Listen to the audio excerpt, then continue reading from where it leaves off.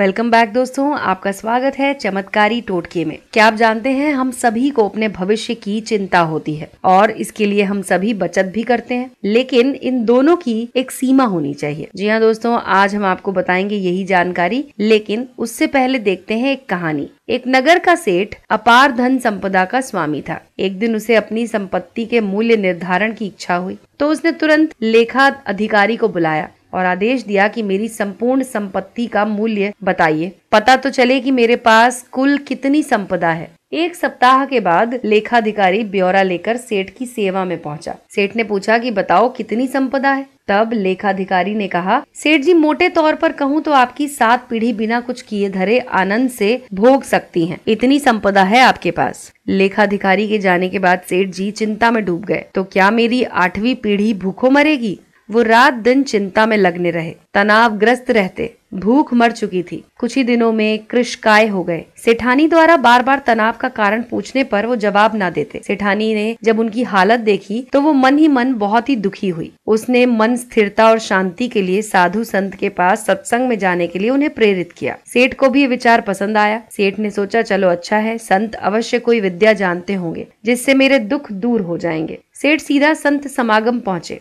और एकांत में मिलकर उन्होंने अपनी समस्या का निदान जानना चाहा। सेठ ने पूछा कि महाराज, मेरे दुख का तो पार ही नहीं है। मेरी 8वीं पीढ़ी भूखों मर जाएगी। मेरे पास सिर्फ अपनी 7 पीढ़ी के लिए पर्याप्त संपत्ति है। कोई उपाय बताएं कि मेरे पास और संपत्ति आ जाए और अगली पीढ़ियां भूखी न मरे। आप जो भी बताएं, मैं अनुष्ठान विधि सभी कुछ करने को तैयार हूँ। संत ने इस पर जवाब दिया कि इसका तो हल बड़ा आसान है। बस्ती के अंतिम छोर पर एक बुढ़िया रहती है, एकदम कंगाल। उसका ना तो कोई कमाने वाला है और ना ही वो कुछ कमा पाने में समर्थ है। उसे आधा किलो आटा दान दे दो। अगर वो दान स्वीकार कर ले तो इतना पुण्य उपार्जित हो जाएगा कि तुम्हारी समस्त मनोकामना पूर्ण हो जाए। सेठ ने इंतजाम करने को कहा और तुरंत उसी समय बूढ़ी औरत के पास पहुंच गया। संत ने कहा था कि आधा किलो आटा दान देना। सेठ ने बूढ़ी औरत से कहा कि मैं आपके लिए आटा लाया हूँ, इस भेंट को स्वीकार कीजिए। बूढ़ी औरत ने कहा, बेटा आटा तो मेरे पास है, मुझे नहीं चाहिए। बूढ़ी औरत ने आटा लेने से इनकार कर दिया। सेठ ने कहा, फिर भी रख लीजिए। बूढ़ी औरत ने कहा, बेटा मुझे नहीं चाहिए, क्या करूंगी रखकर, मुझे जरूरत नहीं है इसकी। तब सेठ ने कहा, अच्छा बोरी भर मत रखिए, कम से कम आधा किलो रख लीजिए।